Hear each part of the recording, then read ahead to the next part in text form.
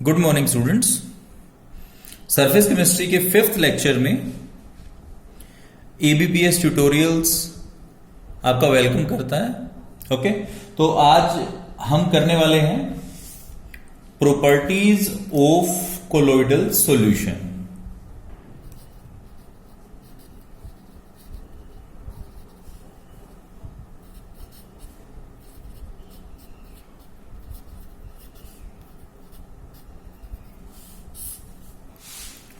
Colloidal solutions की properties क्या क्या होती हैं, ओके, कैसे होते हैं, कैसे बिहेव करते हैं। ओके, तो इसी कैटेगरी में पहले हम पढ़ेंगे फिजिकल प्रॉपर्टीज को। ओके, फिजिकल प्रॉपर्टीज में पहला मेरे पास है हेटेरोजीनस नेचर।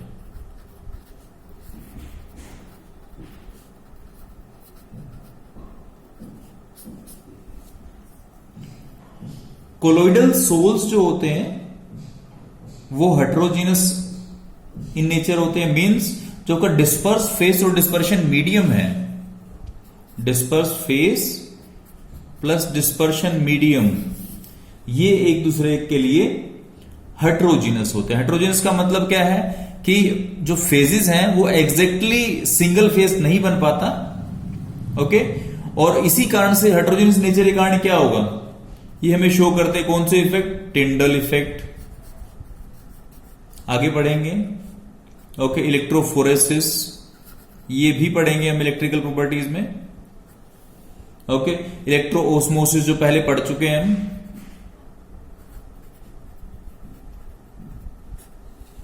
ये सारी की सारी प्रॉपर्टीज वो सॉल्यूशन शो करते हैं जो हेटेरोजीनस इन नेचर होते हैं। ओके, अगर ये इफेक्ट, टिंडल इफेक्ट, इलेक्ट्रोफोरेसिस और इलेक्ट्रोस्मोसिस शो करते हैं, इट मींस जो आपका कोलोइडल सोल है वो भी हेटेरोजीनस इन नेचर है।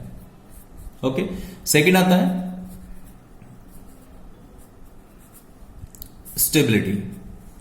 स्टेबिलिटी के बारे में पहले भी काफी डिस्कस कर चुके हैं। कोलोइडल सोल काफी स्टेबल होते हैं।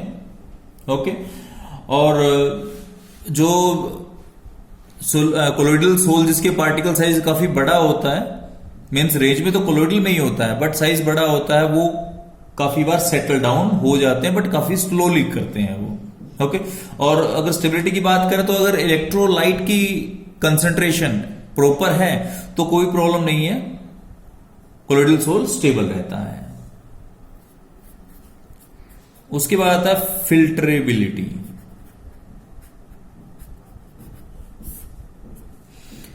कोलोइडल साइज जो होता है वो होता है 1 नैनोमीटर टू 1000 नैनोमीटर, और ऑर्डिनरी फिल्टर पेपर से ये पास हो जाते हैं। ओके, सेमी परमिएबल मेम्ब्रेन से पास नहीं होते। ओके, उसके बाद डी बात करता हूं मैं विजिबिलिटी।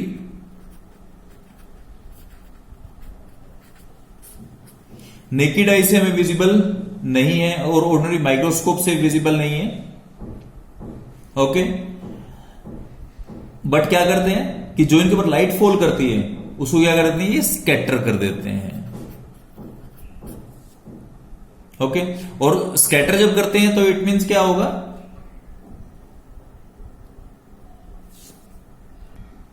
तो वही कलर हमें दिखाई देगा जो आपका स्कैटर हुआ है।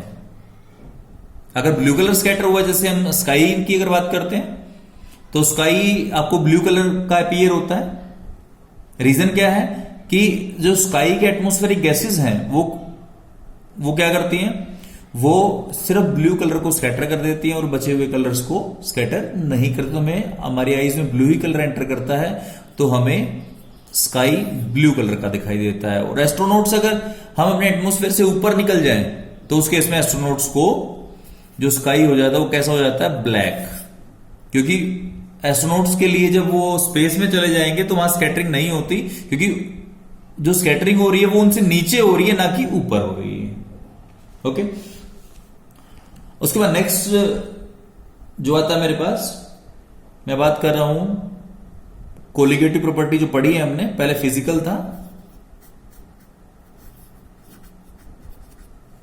कोलिगेटिव प्रॉपर्टीज वो प्रॉपर्टीज जो किस पे डिपेंड करती हैं, नंबर ऑफ पार्टिकल्स के ऊपर डिपेंड करती हैं, उनको क्या बोलते हैं, कोलिगेटिव प्रॉपर्टीज बोलते हैं। और इससे पहले मैं osmotic pressure, elevation in boiling point, depression in freezing point और relative lowering of vapour pressure, इन चीजों को मैं पढ़ चुका हूं। ओके, तो ज्यादा डिस्कस करने की इसकी जरूरत नहीं है। ओके, तो colloidal particles have very high average molecular mass and hence the number of moles present in the solution will be extremely small. Okay, तो यहां से ये जो कोलोइडल पार्टिकल्स हैं वो भी नंबर ऑफ पार्टिकल्स के ऊपर कोलिगेटिव प्रॉपर्टी डिपेंड करती हैं। ओके, तो कोलोइडल जो सॉल्यूशन है उसके ऊपर कोलिगेटिव प्रॉपर्टीज उसके नंबर ऑफ पार्टिकल्स पर डिपेंड करने वाली हैं। ओके, नेक्स्ट मेरे पास आता है मैकेनिकल प्रॉपर्टीज। मैकेनिकल प्रॉपर्टीज में क्या है मेरे पास, मैं एक क्योंकि सबसे पहले बात करूंगा ब्राउनियन मूवमेंट के ऊपर। रॉबर्ट ब्राउन नाम के साइंटिस्ट थे जिन्होंने इसको डिस्कवर किया था। ओके, इसलिए ब्राउनियन उनके नाम पे हो गया। ओके, वो कर क्या रहे थे, रॉबर्ट ब्राउन साइंटिस्ट जो थे वो एक्चुअली बोटनिस्ट थे और पोलन ग्रेन्स को स्टडी कर रहे थे। उन्होंने क्या किया हुआ था, एक ड्रॉप रखी हुई थी और पोलन ग्रेन छोड़े हुए थे कुछ ऐसे। ओके, अब क्या हुआ, जब माइक्रोस्कोप से इनको हैंडल करने की कोशिश कर रहे थे तो इनकी मूवमेंट थी कुछ इस तरह से जिगजैग मूवमेंट थी। ओके, तो उनके जो रॉबर्ट ब्राउन साइंटिस्ट थे उनके नाम के ऊपर ही इस जिगजैग मोशन को बोल दिया गया ब्राउनियन मूवमेंट। ओके, डेफिनेशन की बात करूं, ब्राउनियन मूवमेंट में भी defined as continuous zigzag movement of colloidal particles in a colloidal soul. Okay, this is Brownian movement. Okay, अब बात ये आती है कि ये पार्टिकल्स स्टेशनरी क्यों नहीं होते। स्टेशनरी ये पार्टिकल इसलिए नहीं होते क्योंकि जो आपके पार्टिकल्स हैं रूम टेम्परेचर के ऊपर उनके अंदर कुछ एनर्जी अपनी होती है और एनर्जी जो अपनी होती है उसके कारण उसके कारण क्या होता है, kinetic motion colloidal particles display करते हैं। ओके, और जो डिस्प्ले अगर काइनेटिक मोशन वो डिस्प्ले करेंगे, मोशन डिस्प्ले करेंगे तो इट मींस क्या, इधर उधर मूव करेंगे।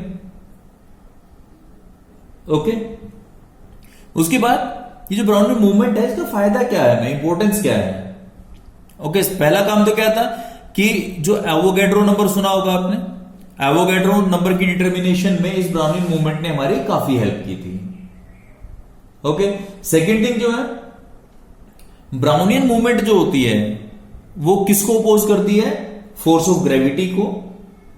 ओके, और फोर्स ऑफ ग्रेविटी को अगर अपोज करेगी तो उस कंटेनर के अंदर ये ब्राउनियन मूवमेंट कोलोइडल पार्टिकल्स को सेटल डाउन होने में से रोकेगी। इससे क्या होगा, कोलोइडल सॉल्यूशन आपका स्टेबल हो जाएगा। ओके, उसके बाद आती है हमारे पास ऑप्टिकल प्रॉपर्टीज। ऑप्टिकल जैसा नाम से क्लियर है आपको, लाइट से कंसर्न होगा। ओके, तो अब इसी के अंदर मैं पढ़ूंगा टिंडल इफेक्ट, जो काफी इंपॉर्टेंट पार्ट है इसका चैप्टर का। वो बहुत बार टिंडल इफेक्ट के ऊपर शॉर्ट नोट आता है। ओके, तो अब टिंडल इफेक्ट होता क्या है, हमें पता है कोलोइडल सोल के अंदर कोलोइडल पार्टिकल्स क्या करते हैं, लाइट को स्कैटर कर देते हैं। और लाइट को अगर स्कैटर कर देंगे तो क्या होगा, हमें उसका लाइट का पाथ दिखाई देगा। ओके, जैसे आप किसी डार्क रूम में अगर बैठे हो, अगर ये आपका डार्क रूम है, ओके, आप यहां पे बैठे हो, ओके, तो होता क्या है कि अगर बैक साइड की वॉल के ऊपर कोई होल है, रोशनदान है, ओके, उसमें से अगर लाइट आ रही है तो लाइट ये स्टेट आ रही है, तो अगर आप इस लाइट में देखते हो तो बहुत सारे डस्ट पार्टिकल्स इधर उधर मूव करते हुए दिखाई देते हैं। ओके, तो ये लाइट के जो एयर में डस्ट पार्टिकल्स हैं वो क्या है, कोलोइडल सॉल्यूशन बना रहे हैं, कोलोइडल सोल बना रहे हैं। ओके, और जिस लाइट उनके ओर फॉल करती है तो वो क्या करें, स्कैटर करते हैं उसको। ओके, स्कैटर करेंगे तो क्या होगा कि हमें यहां से लाइट के पाथ का पता लग जाएगा, क्योंकि ये जो colloidal particle, dust particles light को स्कैटर करके मेरी आई तक पहुंचा रहे हैं। Okay, and this effect, this effect is called Tyndall effect या स्कैटरिंग बोलते हैं इसको। ओके, अब इसी को मैं चेक कर लेता हूं सॉल्यूशन के लिए। मैंने क्या किया, मैंने एक लाइट का सोर्स लिया, टॉर्च ले लेता हूं या सन ले लेता हूं, जो भी लेता हूं उससे कोई फर्क नहीं पड़ता। ओके, अब मैंने क्या किया, इसके सामने रखा ट्रू सॉल्यूशन, लाइट इसमें से क्रॉस हो जाती है, कोई दिक्कत नहीं है। फिर मैंने क्या रखा, यहां रख दिया मैंने कोलोइडल सॉल्यूशन। जब कोलोइडल सॉल्यूशन रखता हूं यहां पे तो लाइट क्रॉस होने के साथ स्कैटर भी हो जाती है। ओके, जिससे लाइट का पाथ विजिबल हो जाता है, जो वैसे नहीं दिखाई देता मेरे को। ओके, तो इसको बोलते हैं, क्या बोलते हैं, टिंडल इफेक्ट। हो सकता है एक और साइड से हम टिंडल इफेक्ट को स्टडी कर लेते हैं।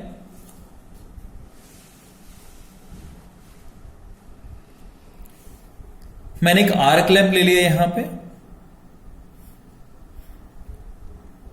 इसको क्या किया मैंने,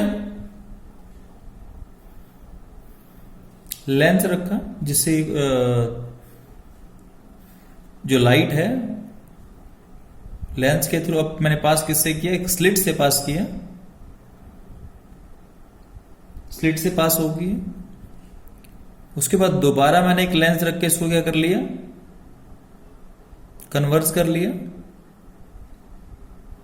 ओके, और ये मेरे पास क्या है, कोलोइडल सॉल्यूशन है, सोल बोलता हूं जिसको मैं। ओके, अब क्या किया मैंने, जब इससे पास हुआ कुछ इस तरह से कन्वर्जिंग है तो इस तरह पास होगा। और मैं क्या करता हूं, यहां पे एक माइक्रोस्कोप रखता हूं ऑब्जर्व करने के लिए, किसको, स्कैटरिंग ऑफ लाइट को। ओके, तो यहां से मैं उसको ऑब्जर्व करता हूं। अब इससे क्या होता है कि ये मेरे को पाथ दिखाई देता है। एक तो देखिए, अगर इसकी बात करता हूं मैं 3D में, क्या कोन बन जाएगा, इस तरह ये भी कोन बन जाएगा। Okay, so these are Tyndall cones. Okay, ये मेरे पास स्लिट हो जाती है, जो ये ब्रेक है बीच में, स्लिट हो जाती है। Okay, and this whole effect is called Tyndall effect. Tyndall effect काफी इंपॉर्टेंट है। ओके, तो हमेशा इसको अच्छी तरह से आपने कर लेना है। हो सकता है। अब इसके बाद आता है मेरे पास इलेक्ट्रिकल प्रॉपर्टीज।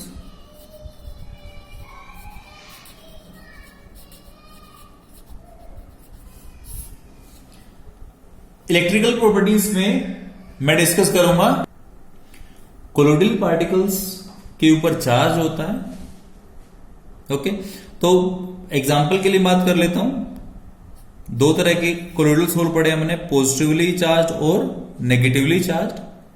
अब पॉजिटिवली चार्ज और नेगेटिवली चार्ज होते कैसे हैं?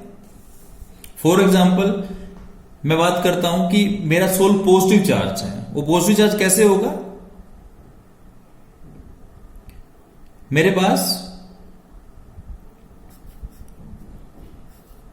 मैं फॉर एग्जांपल मैं सिल्वर आयोडाइड का पॉजिटिव सोल बनाना चाहता हूं। ओके। और तो पॉजिटिव सोल कैसे होगा कि ये क्या करेगा, ये अपने सरफेस के ऊपर Ag प्लस को क्या करेगा, एडजॉर्ब कर लेगा। मींस पॉजिटिव पॉजिटिव पॉजिटिव इस तरह क्या करेगा, एडजॉर्ब कर लेगा। अब इससे क्या हुआ कि जितने पॉजिटिव चार्ज एडजॉर्ब करेगा उतना पॉजिटिव चार्ज इसके ऊपर आ जाएगा। ओके, तो इसको मैं क्या बोलता हूं, पॉजिटिव सोल। ठीक है, अगर रिएक्शन बात करूं इसकी तो AgI पड़ा मेरे पास, मैंने क्या कर दिया इसके अंदर AgNO3 डाल दिया। AgNO3 डालने का मतलब क्या हुआ कि इसने Ag प्लस को एडजॉर्ब कर लिया सरफेस के ऊपर, और क्या बन गया AgI, और सरफेस के ऊपर क्या है मेरे पास Ag प्लस। ओके, सेम इसी तरह से अगर यही AgI क्या करे अपने सरफेस के ऊपर, नेगेटिव चार्ज को एडजॉर्ब कर ले, ये पॉसिबिलिटी भी है। ओके, अगर नेगेटिव चार्ज को एडजॉर्ब करता है तो अब क्या बनता है AgI प्लस।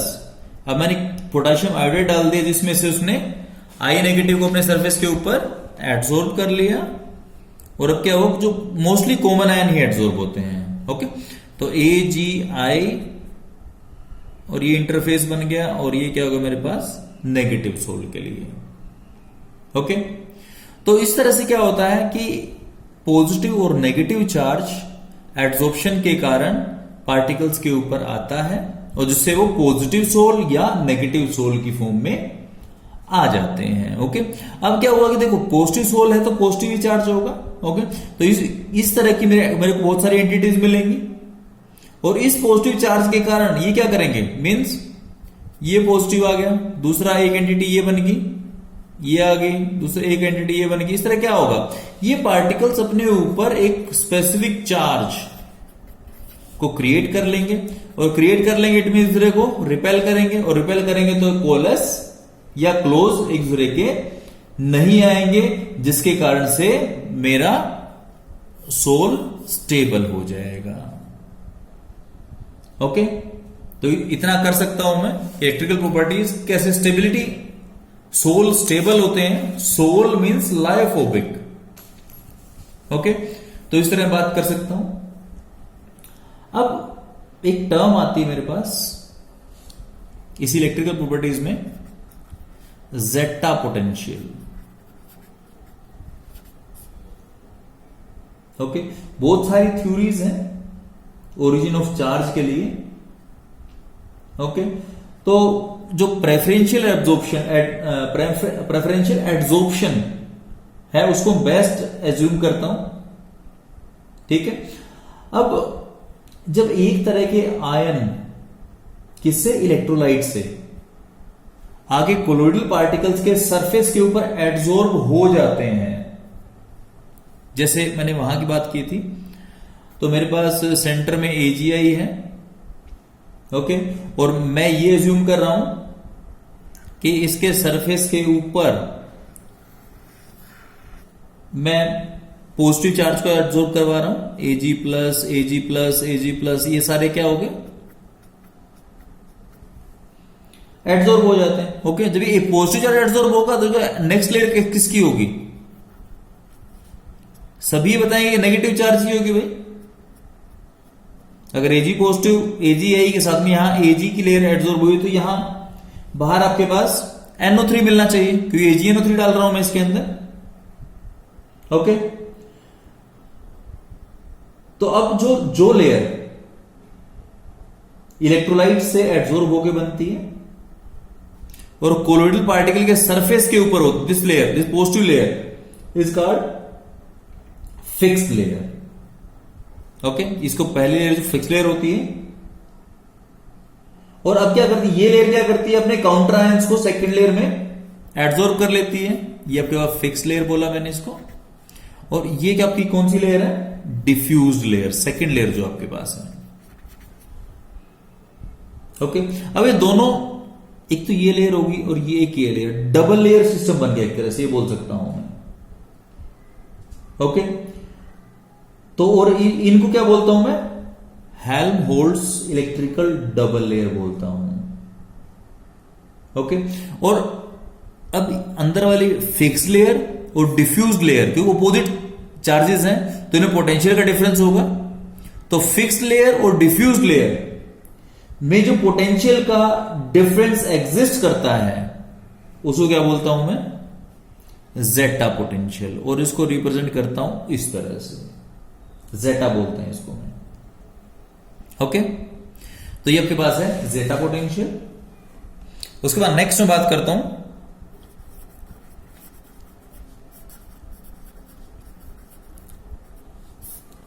इलेक्ट्रोफोरेसिस। पहले पढ़ चुका हूं मैं, कैटाफोरेसिस भी बोलते हैं इसको।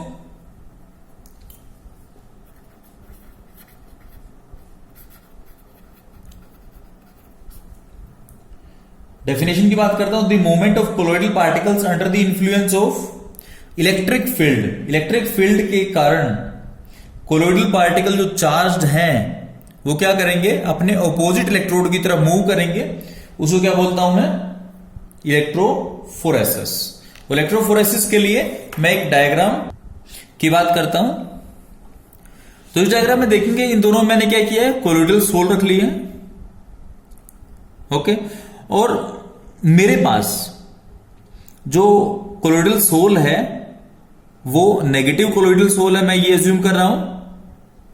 जब मैंने इलेक्ट्रिकल चार्ज अप्लाई नहीं किया था उस वक्त क्या था कि मेरे जो ये डॉट्स दिख रहे हैं, डिफ्यूज डॉट्स दिख रहे हैं, ये सारे कोलोइडल पार्टिकल्स हैं। ओके, जब मैंने इलेक्ट्रिक फील्ड अप्लाई नहीं किया तो क्या था, इक्वल डिस्ट्रीब्यूटेड थे। ओके, जिस तरह से मैं इलेक्ट्रिक फील्ड ऑन करूंगा, यहां मैंने ऑन कर दिया इस साइड पे।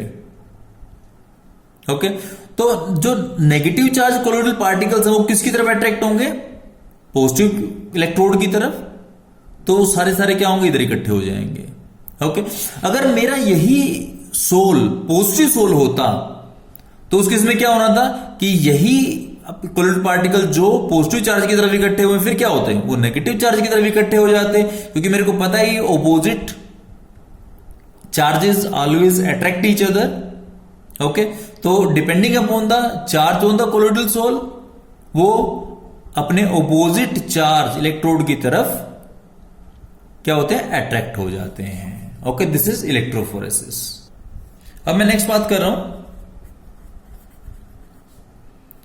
इलेक्ट्रो ओस्मोसिस के बारे में। ओस्मोसिस आपको पता है, उसी के ऊपर क्या करूंगा मैं इलेक्ट्रिकल फील्ड अप्लाई कर दूंगा। और वो कैसे अप्लाई करता हूं वो मैं एक डायग्राम की हेल्प से स्टडी करूंगा। ओके, तो मैं इसमें देख पा रहा हूं जैसा कि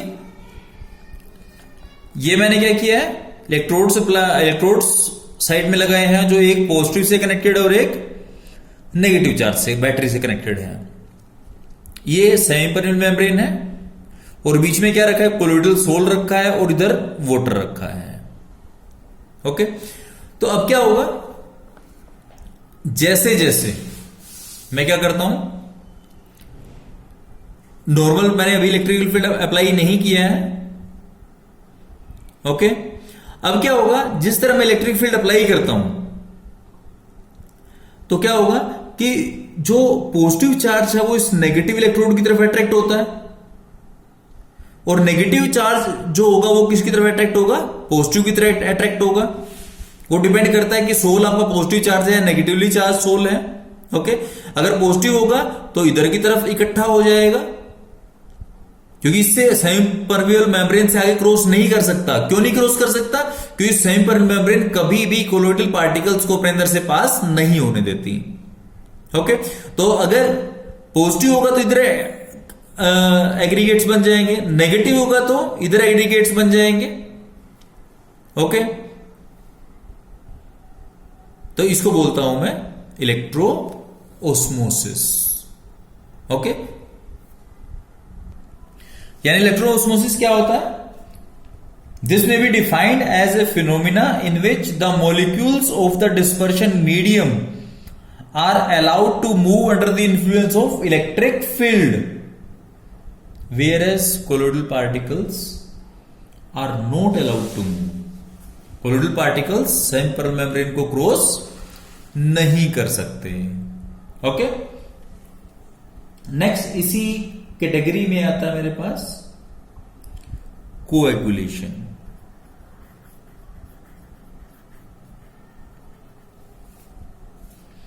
अब कोएगुलेशन क्या होता है? Coagulation is a process, okay, जिसमें क्या होता है कि आपके कोलोइडल पार्टिकल्स जो एक दूसरे को क्या कर रहे हैं, रिपेल कर रहे हैं, और रिपेल के कारण क्या है, ये स्टेबल है।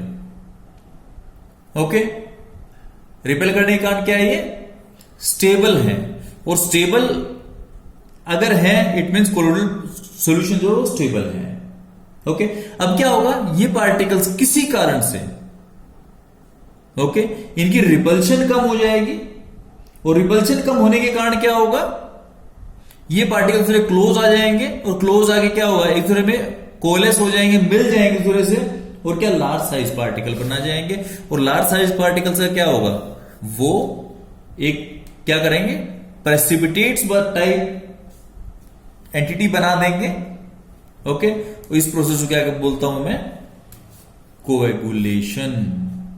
ओके, तो कोएगुलेशन क्या है, कोएगुलेशन है प्रेसिपिटेशन, कि कोई भी सब्सटेंस अगर मींस छोटे पार्टिकल्स मिलके बड़े पार्टिकल्स बना लें। ओके, जनरली जो होता है वो इलेक्ट्रोलाइट के एडिशन से,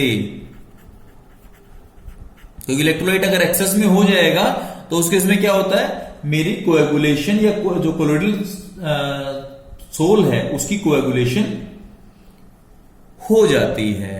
ओके, और इसके साथ में एक बात और क्लियर करूं कि जिस आयन के कारण, क्योंकि अब मैंने क्या किया, मैंने इलेक्ट्रोलाइट ऐड किया उसके अंदर, वो इलेक्ट्रोलाइट ऐड किया है, तो ऐसा आयन जो, क्योंकि इलेक्ट्रोलाइट में भी आयन ही होंगे, ऐसा आयन जो कोएगुलेशन करता है, मीन जिसके कारण से जो रिस्पॉन्सिबल होता है न्यूट्रलाइजेशन ऑफ चार्ज के लिए, ओके, उसको कहते हैं कोएगुलेटिंग आयन या फ्लोक्युलेटिंग आयन, क्योंकि कोएगुलेशन को फ्लोक्युलेशन भी बोलते हैं। ओके, अब ये बात आती है कि मैं फ्लोक्युलेशन और कोएगुलेशन में कैसे डिफरेंशिएट कर सकता हूं। ओके, इसके लिए मैंने क्या किया, मैंने कोलोइडल सोल लिया जिसके अंदर मैं क्या कर रहा हूं, इलेक्ट्रोलाइट ऐड कर रहा हूं, और इलेक्ट्रोलाइट की कंसंट्रेशन मैंने क्या की, इलेक्ट्रोलाइट काफी कम ऐड किया, small amount of electrolyte is added, तब क्या होगा, इलेक्ट्रोलाइट की कंसंट्रेशन इसके अंदर काफी कम रहेगी। ओके, और इस प्रोसेस को मैं क्या बोलता हूं, फ्लोक्युलेशन। ओके, और अगर इसी को मैं शेक कर लूं तो इस कोएगुलेशन के जो फ्लोक्युलेशन के प्रोसेस को रिवर्स किया जा सकता है। ओके, बट अगर मैं इसमें बहुत हाई कंसंट्रेशन ऐड कर दूंगा, हाई कंसंट्रेशन ऐड करने का मतलब क्या है कि इसकी प्रेसिपिटेशन कंप्लीट हो जाएगी, कोएगुलेशन कंप्लीट हो जाएगी। ओके, और कोएगुलेशन अगर कंप्लीट हो जाएगी इट मींस क्या है कि अब मैं इसको रिवर्स नहीं कर सकता। ओके,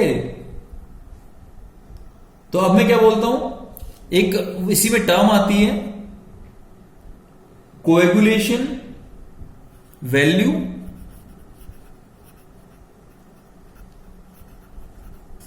कोएगुलेशन वैल्यू होती क्या है, अब कोएगुलेशन के लिए मैंने क्या किया, इलेक्ट्रोलाइट ऐड किया था, the minimum amount of electrolyte in millimoles, ध्यान रखना मिलीमोल्स में इलेक्ट्रोलाइट की वो एडिड कंसंट्रेशन, ओके, जिसको मेरे को कम से कम ऐड करना पड़ेगा to cause complete coagulation of 1 litre of colloidal soul.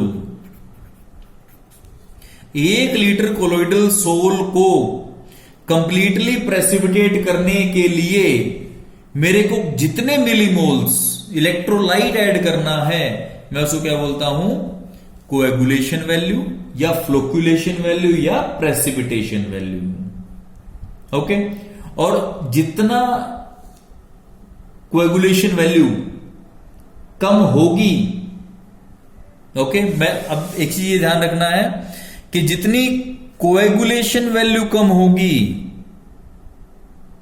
Means हमें जितना कम इलेक्ट्रोलाइट ऐड करना पड़ेगा, इट मीन्स उस कोएगुलेटिंग आयन की पावर जो है वो उतनी ही ज्यादा है। ओके, क्योंकि मैं कम ऐड कर रहा हूं, ओके, और ज्यादा प्रेसिपिटेशन हो रही है, इट मीन्स ऑटोमेटिकली पता है कि जो आयन है उसकी पावर ज्यादा है। ओके, और इसी के लिए एक रूल दिया गया है, that is called Hardy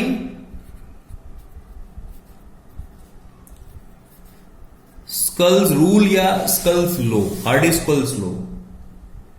okay, तो ये हमें क्या बताता है कि देखो चार्ज की जब भी कोएगुलेशन होगी, चार्ज की न्यूट्रलाइजेशन होनी है, और जितनी चार्ज की ज्यादा न्यूट्रलाइजेशन हो जाएगी उतनी प्रेसिपिटेशन आपकी ज्यादा अच्छी हो जाएगी। ओके, तो किसी आयन के ऊपर 1+ चार्ज होता है, किसी पे 2+, किसी पे 3+। ओके, तो 1+, 2+, 3+, या नेगेटिव में इसी का मैग्नीट्यूड 1, 2, 3 ले लें हम।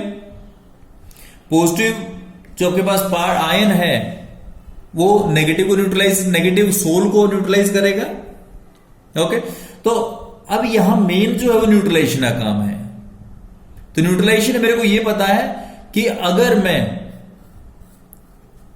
10 क्या ऐड कर दूं, 10+ ऐड कर देता हूं, 10 आयन्स ऐड कर दूं 1+ वाले। ओके, 10+ टोटल चार्ज, तो कितने न्यूट्रलाइज करेगा? 10 नेगेटिव को न्यूट्रलाइज कर देगा। अगर 2+ वाले मैं क्या करता हूं, देखो यहां तो मेरे को कितने आयन ऐड करने पड़े, 10, ये 10+ चार्ज आया, ठीक है। अब यहां 10+ अगर चार्ज मेरे को लेके आना है तो मैं कितने 5 आयन्स ऐड करूंगा। इट मीन्स ये 5 आयन्स वही काम कर रहे हैं जो 10 1+ वाले कर रहे थे। इट मीन्स जो 2+ वाले आयन है उसकी पावर 1+ वाले से डबल है। ओके, और 10 नेगेटिव न्यूट्रलाइज कर देंगे। अब 3+ की अगर बात करूं तो क्या होगा, अगर मैं यूज करूं यहां 3.33 आयन्स, उससे टोटल 10+ आ जाएगा और 10 नेगेटिव न्यूट्रलाइज हो जाएगा।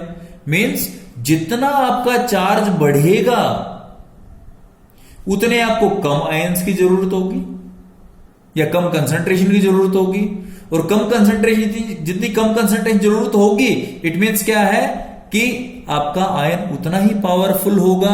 रीजन क्या है, क्योंकि सब जो है इस एग्जांपल के अंदर इक्वल चार्ज को न्यूट्रलाइज कर रहे हैं। ओके, तो यहां से मैं हार्डी स्कल्स रूल को डिफाइन करने कंडीशन में हूं। ओके, इसका जो डेफिनेशन है वो क्या है, the quantity of electrolyte which is required to coagulate a definite amount of colloidal solution depends upon the valency of the coagulating ion. Okay, और वैलेंसी क्या है मेरे पास, जो 1+, 2+, 3+, वो कोई भी हो सकती है। ओके, जितनी ज्यादा होगी उतनी उसकी पावर ज्यादा होगी। Okay, and this observation is called Hardy Schulze rule या हार्डी स्कल्स लॉ बोलता हूं उसको मैं। ओके, अब मेन पॉइंट्स क्या है इसके। फर्स्ट पॉइंट क्या है, the effective ions of the electrolyte in bringing about coagulation are those which carry charge opposite to the colloidal particles. ये पहले डिस्कस कर चुके हैं। पॉजिटिव अगर सोल है आपके पास तो उसके लिए हमें नेगेटिव आयन चाहिए जो उसको कोएगुलेट कर सके। ओके, तो इस नेगेटिव आयन को क्या बोलूंगा, फ्लोक्युलेटिंग आयंस या कोएगुलेटिंग आयंस। ओके, सेकंड वो पढ़ चुके हैं कि जितनी ज्यादा वैलेंसी होगी आयन की, कि यहां पॉजिटिव लिया हमने, अब हमें पॉजिटिव को न्यूट्रलाइज करना, नेगेटिव चाहिए हमें, जितनी वैलेंसी कोएगुलेटिंग आयन की होगी उतनी ही उसकी पावर ज्यादा होगी टू कोज कोएगुलेशन। ओके, तो ये आपके पास क्या है, आपका हार्डी स्कल्स रूल। ओके, और एक चीज और मैं बात कर सकता हूं, इसी को अगर coagulating power is inversely proportional to coagulating value या फ्लोक्यूलेशन वैल्यू बोल सकता हूं मैं उसको। ओके, और इसी का रिलेशन अगर मैं डेवलप करूं, कोएगुलेटिंग पावर, अगर मेरे पास दो इलेक्ट्रोलाइट हैं, एक 1 है और एक 2 है। ओके, दोनों की मैं क्या चाहता हूं, कोएगुलेटिंग पावर को क्या करना चाहता हूं, कंपैरिजन करना चाहता हूं उसका। तो coagulating power of 1 over coagulating power of 2 is equal to coagulation value of 2 over coagulation value of 1, क्योंकि इनवर्सली प्रोपोर्शनल है। ओके, इसी तरह से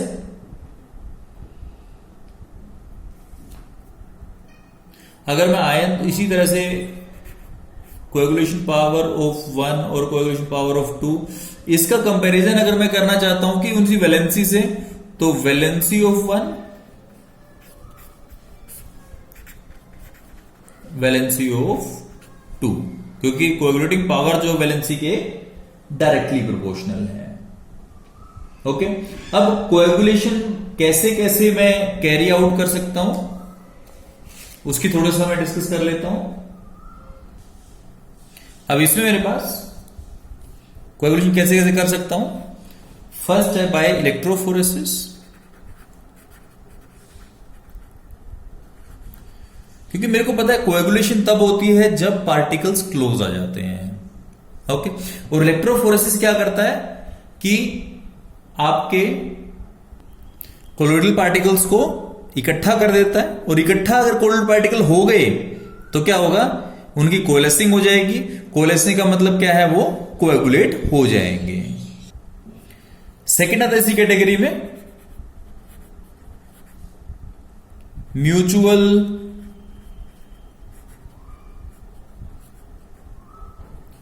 प्रेसिपिटेशन। म्यूचुअल प्रेसिपिटेशन में क्या होगा, एक आपका पॉजिटिव सोल है, एक नेगेटिव सोल है, दोनों को आप क्या करते हो, मिक्स कर देते हो। इससे क्या होगा, पॉजिटिव और नेगेटिव दोनों सोल न्यूट्रलाइज हो जाएंगे, और न्यूट्रलाइज हो जाएंगे इट मींस क्या होगा कि आपका काम हो जाएगा, मींस कोएगुलेशन हो जाएगी।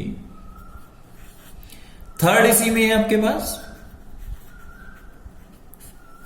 डायलिसिस। डायलिसिस में क्या होता है कि धीरे धीरे करके, प्रोलॉन्ग डायलिसिस बोल सकता हूं इसमें, काफी लंबे टाइम डायलिसिस अगर करता हूं मैं। ओके, और इसीलिए अगर ह्यूमन बॉडी की अगर बात करें, किडनी अगर मान लो काम नहीं कर रही, ओके, तो उस केस में बहुत लंबे, ये ऐसा नहीं है कि हम बहुत लंबे टाइम तक डायलिसिस देते रहेंगे। ओके, तो डायलिसिस एक लिमिट तक ही दिया जाता है कि ब्लड का कोलोइडल नेचर मेंटेन रहे, वो कोएगुलेट ना हो पाए।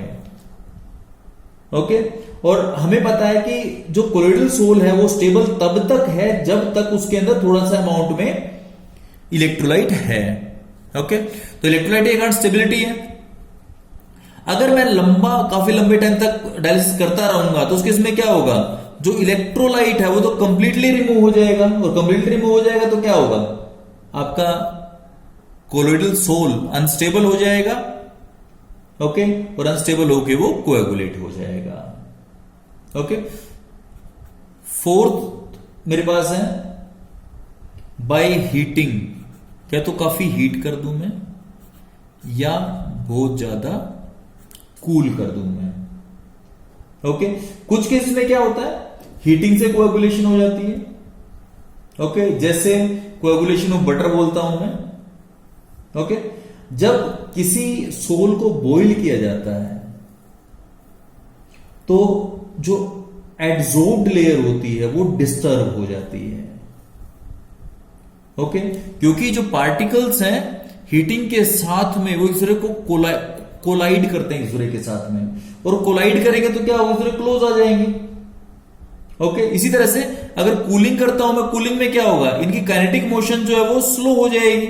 स्लो हो जाएगी तो क्या एक दूसरे के काफी लंबे टाइम तक, जब एक दूसरे से कोलाइड करेंगे, स्ट्राइक करेंगे, तो उसके में काफी लंबे टाइम तक एक दूसरे के आसपास रहेंगे, और आसपास रहेंगे तो क्या होगा, कोलेस होने के चांसेस बढ़ जाते हैं। ओके, कूलिंग से जो आप मिल्क को कोएगुलेट कर सकते हो।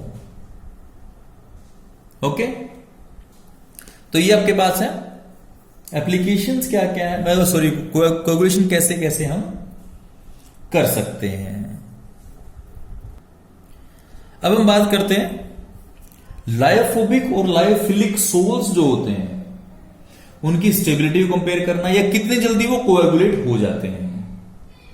ओके, हमें पता है लायोफोबिक सोल्स होते हैं वो काफी कम स्टेबल होते हैं, तो लायोफिलिक सोल्स के कंपैरेटिवली उनको हम इजीली कोएगुलेट कर सकते हैं। कोएगुलेशन की अगर बात करें तो लायोफोबिक की आसानी से हो जाती है। ओके, अब होती क्यों है वो पहले बात कर चुके हैं, थोड़ा ब्रीफ कर लेते हैं। 2 फैक्टर्स के ऊपर डिपेंड करती है। ओके, क्योंकि लायोफिलिक सोल्स क्यों स्टेबल होते हैं, फर्स्ट क्या है, same charge on all colloidal particles. Okay, और सेकंड क्या होता है, सोल्वेशन अच्छी होती है, जिसके कारण से सोल्वेशन एनर्जी काफी रिलीज होती है, और सोल्वेशन एनर्जी जब रिलीज होती है तो आपका कोलोइडल सोल स्टेबल हो जाता है। ओके, और अगर मान लो मैं क्या चाहता हूं, मैं लायोफिलिक सोल्स या जो भी सोल है आपके पास क्या करना चाहता हूं, उसकी कोएगुलेशन चाहता हूं। तो कोएगुलेशन अगर कैसे करूंगा मैं, कोएगुलेशन करने के लिए मेरे को या तो क्या करना पड़ेगा, इलेक्ट्रोलाइट ऐड करना पड़ेगा, जो हम पहले डिस्कस कर चुके हैं। ओके, या मैं क्या करूं, इसके अंदर कोई सूटेबल सोलवेंट ऐड कर दूं।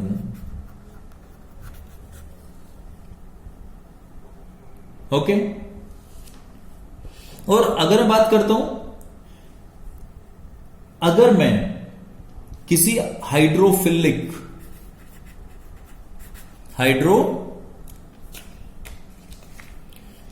सोल के अंदर क्या ऐड करता हूं, कोई सोलवेंट ऐड करता हूं, जैसे अल्कोहल ऐड कर दूं या एसीटोन ऐड कर दूं। ओके, तो इससे क्या होता है, कोलोइडल पार्टिकल्स का डिहाइड्रेशन हो जाता है। ओके, और इससे क्या होगा कि इसके बाद क्या होगा कि थोड़ा सा amount, small amount of electrolyte can cause coagulation at this time. Okay, तो इस तरह मैं उनको कोएगुलेट कर सकता हूं। और लायोफोबिक सोल जो होती है वो तो हमें पता है, वो तो स्टेबल किसी कारण से है, क्योंकि चार्ज के कारण स्टेबल है लायोफोबिक तो। ओके, और दूसरी बात, अगर इस चार्ज के फैक्टर को खत्म करना है मैंने, तो मैं क्या करूंगा, इसमें सिंपली क्या करूंगा, इलेक्ट्रोलाइट ऐड कर दूंगा बस। तो जो आपके पास लायोफिलिक सोल है उसको कोएगुलेट करना थोड़ा सा मुश्किल है, और जबकि लायोफोबिक सोल है उसको आप इजीली क्या कर सकते हो, कोएगुलेट कर सकते हो। ओके, तो ये आपके पास क्या है, कंपैरिजन ऑफ स्टेबिलिटी। अब नेक्स्ट टाइम हम बात करेंगे प्रोटेक्शन ऑफ कोलोइड, इमल्शंस के बारे में, और जनरल लाइफ में कोलोइड्स की क्या क्या एप्लीकेशन है। ओके, तो आज के लिए इतना ही। Thank you and have a nice day.